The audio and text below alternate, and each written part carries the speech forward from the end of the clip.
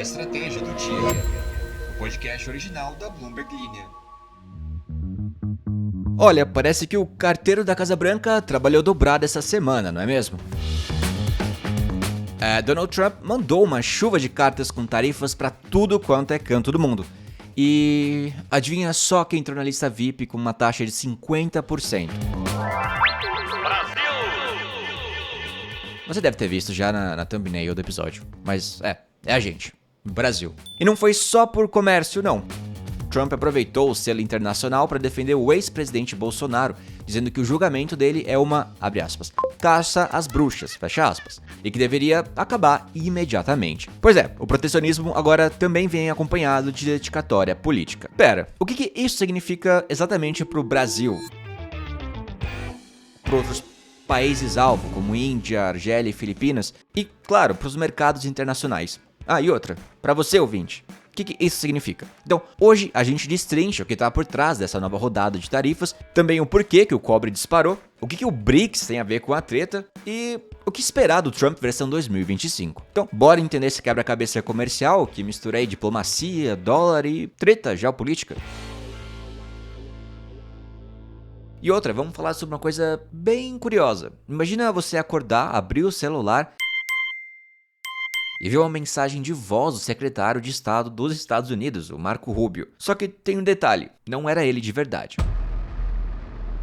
Era um impostor usando inteligência artificial, uma conta fake no Signal e muita cara de pau para enganar autoridades, ministros estrangeiros e até um membro do Congresso dos Estados Unidos. Porque a nova moda agora não é só golpe do WhatsApp, é golpe de deepfake diplomático.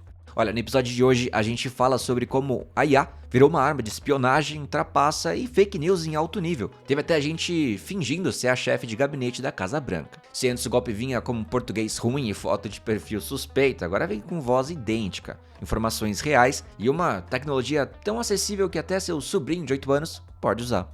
Pois é, o risco agora não é só ele gastar R$2.000 em Roblox. Bora entender então como é que essas fraudes estão enganando até o governo americano e por que o Signal, o app queridinho da elite política, tá virando palco de infiltração digital.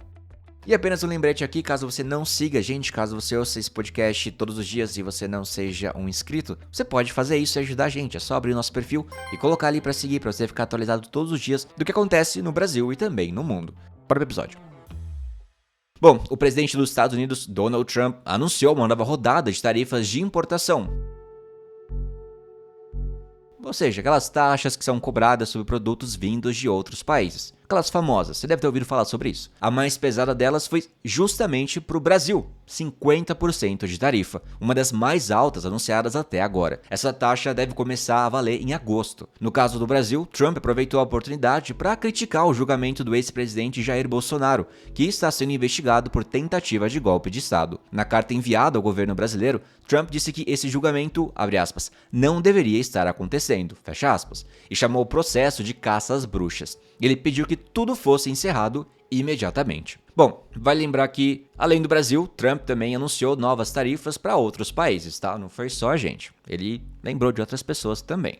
Então, teve 30% para Argélia, Líbia, Iraque e Sri Lanka, 25% para Brunei e Moldávia e 20% para produtos vindos das Filipinas. Essas taxas estão, em geral, dentro do que Trump já tinha anunciado em abril. Em alguns casos, ele até diminuiu um pouco, como no Iraque, onde a tarifa caiu de 39% para 30%, e no Sri Lanka, que foi de 44% para 30%. Trump começou a avisar os países sobre as novas tarifas no início da semana. Ele chegou a postar nas redes sociais que mandaria pelo menos 7 cartas na quarta-feira de manhã. E mais algumas depois. Essas cartas chegaram. Olha, quando perguntado sobre como decide o valor das tarifas, Trump disse que usa o bom senso. Olha para os déficits comerciais, ou seja, quando os Estados Unidos compram mais do que vendem de um país, e considera os números brutos e o histórico de cada país. Ele disse assim, abre aspas, são fatos muito sólidos além da história passada, fecha aspas. Bom, a questão é que, entre os países que entraram nessa nova lista, as Filipinas são o parceiro comercial mais relevante para os Estados Unidos. Mesmo assim, os mercados financeiros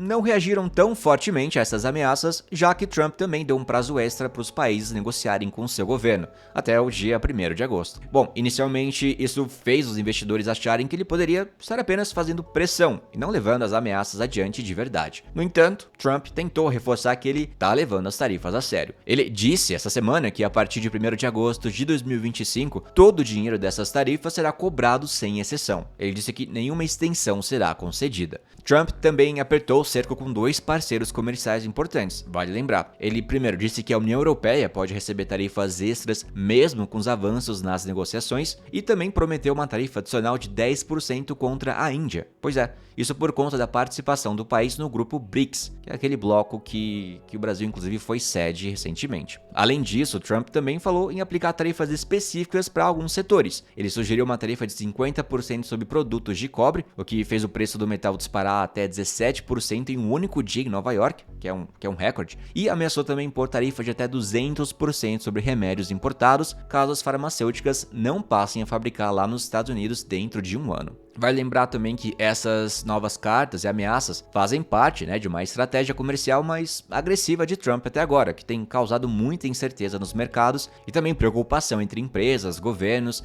e consumidores sobre os impactos nas trocas comerciais e na economia global. Trump já tinha falado dessas tarifas em abril, mas reduziu temporariamente os valores para 10% por 90 dias, dando uma chance para negociações. Esse prazo deveria acabar no dia 9 de julho, mas agora foi estendido por mais 3 semanas. As cartas enviadas na segunda-feira foram para países como Japão, Coreia do Sul, África do Sul, Indonésia, Tailândia e Camboja. As tarifas anunciadas para eles foram mais ou menos o que já era esperado. E olha, mesmo os acordos que Trump fechou até agora com o Reino Unido, o Vietnã e um cessar-fogo tarifário com a China ainda são bem superficiais, com muitos detalhes pendentes. A trégua com a China, por exemplo, envolveu reduzir tarifas e facilitar a entrada de minerais considerados estratégicos. E pois é, anunciou tarifa pra gente, agora resta ao país negociar e ver o que eles conseguem tirar dessa situação.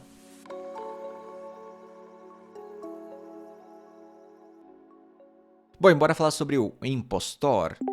Olha, uma pessoa fingiu ser o secretário de Estado dos Estados Unidos, Marco Rubio, usando voz gerada por inteligência artificial e uma conta falsa no aplicativo Signal para entrar em contato com autoridades estrangeiras e pelo menos um membro do Congresso americano. Esse é mais um caso recente de pessoas se passando por autoridades importantes usando tecnologia. Um documento do Departamento de Estado lá dos Estados Unidos, datado de 3 de julho, revelou que essa pessoa desconhecida enviou mensagem de voz e texto para pelo menos 5 pessoas. São 3 ministros de governos estrangeiros, um governador americano e um membro do Congresso. Tudo isso foi feito a partir de uma conta do Signal, criada em junho, que fingia ser o secretário de Estado dos Estados Unidos. O documento diz o seguinte, abre aspas, a pessoa provavelmente queria manipular os alvos usando mensagens de texto e de voz criadas por IA, com o objetivo de conseguir acesso a informações ou até invadir contas pessoais, fecha aspas. Olha, esse tipo de golpe segue um padrão que já vem acontecendo desde abril, com hackers se passando por autoridades dos Estados Unidos.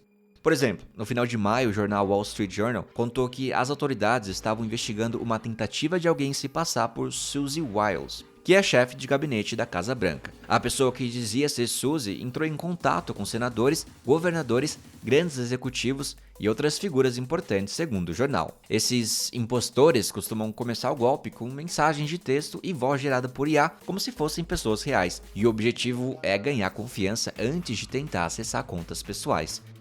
Quem afirmou isso foi o próprio FBI, que é a Polícia Federal dos Estados Unidos, em uma nota oficial de 15 de maio. Ben Coleman, que é CEO da empresa Reality Defender, especializada em detectar vídeos e áudios falsos, os famosos deepfakes, disse que criar esse tipo de falsificação hoje é muito fácil. Segundo ele, abre aspas, é tão simples que meu filho de 8 anos ou meus pais de 80 conseguiriam fazer, mesmo sem entender nada de tecnologia. Fecha aspas.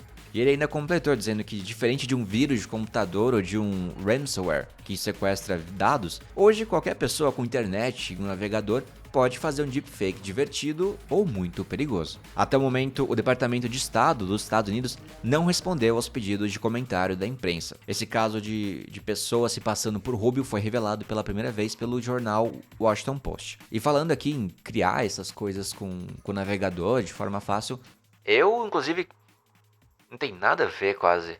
Mas eu vou contar que eu criei um filtro no TikTok, eu me senti um hacker fazendo isso. Não é tão difícil mesmo, as coisas na internet não são tão difíceis mais. Isso é incrível. Olha, os golpistas parecem ter escolhido o aplicativo Signal justamente porque ele é muito usado por autoridades de governo para trocar mensagens privadas, né, por ser considerado um app seguro. Olha, inclusive em março a Casa Branca se envolveu em uma grande confusão depois que a revista The Atlantic revelou que um editor importante do governo americano foi adicionado a um grupo de conversa no Signal, onde altos funcionários discutiam planos secretos. Esse grupo incluía nomes como Rubio, Suzy Wiles, o secretário de defesa Pete Hegseth e o vice-presidente J.D. Vance, o então conselheiro de segurança nacional Mike Waltz e outras autoridades importantes. Esse episódio foi considerado uma grave falha de segurança. E além disso, o documento do Departamento de Estado revelou que existe outra campanha parecida desde abril, em que um agente ligado à Rússia se passou por funcionário do departamento para tentar invadir contas do Gmail de ativistas, dissidentes e jornalistas na Europa. Esse agente parece conhecer muito bem os nomes e documentos internos do departamento, o que, mostra o nível de sofisticação da operação. Bom,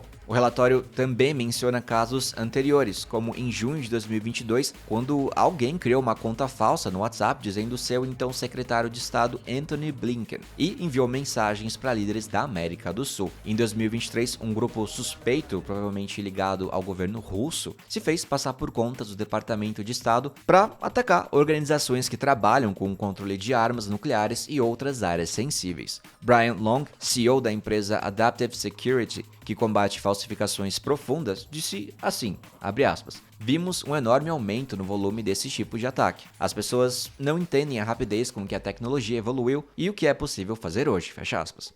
Olha, CEO da empresa Adaptive Security, eu entendo, eu fiz um filtro no TikTok.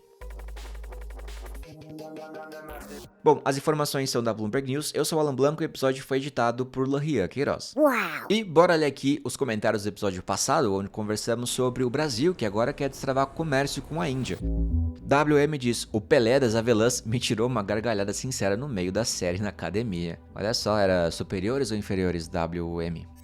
Léo Pereira diz, bom dia Alan, eu não sou muito fã de Nutella, eu acho um pouco superestimado demais. Porém, sabe o que eu gosto? Pistache. Cadê o episódio do pistache? Vai sair. Eu já tô escrevendo aqui o roteiro.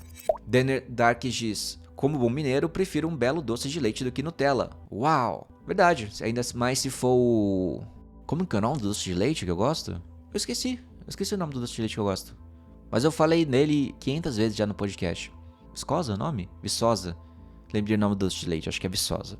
Não é viscosa, é viçosa. Paiva diz, hoje é feriado, já tava aqui sofrendo achando que não ia ter episódio. Mas, ainda bem que teve, pra completar nossas manhãs. E amanhã vai ter mais um episódio também. Hannah diz, o episódio quando não é editado pelo Lohian parece quando a gente ia ver filme da Sessão da Tarde e a versão brasileira não era Albert Richards. Versão brasileira. Uau. Pois é, uma quebra doida de expectativa, né? Mas a Daiane também manda muito bem nas edições. Palmas aqui pra ela. E Kai Simões mandou aqui uma crítica. Olha só, as pessoas ainda gostam de Nutella 2025? Tão Tumblr 2010? Nossa, desculpa. Humberto Vinícius diz, e mais uma vez nada do pistache, tô achando que esse episódio só existirá nos nossos sonhos. Não, Humberto, tô escrevendo o roteiro já, vai sair. É um dos próximos episódios, prometo. E gente, vou ficando por aqui, muito obrigado pela audiência mais uma vez e até a próxima. Um big beijo.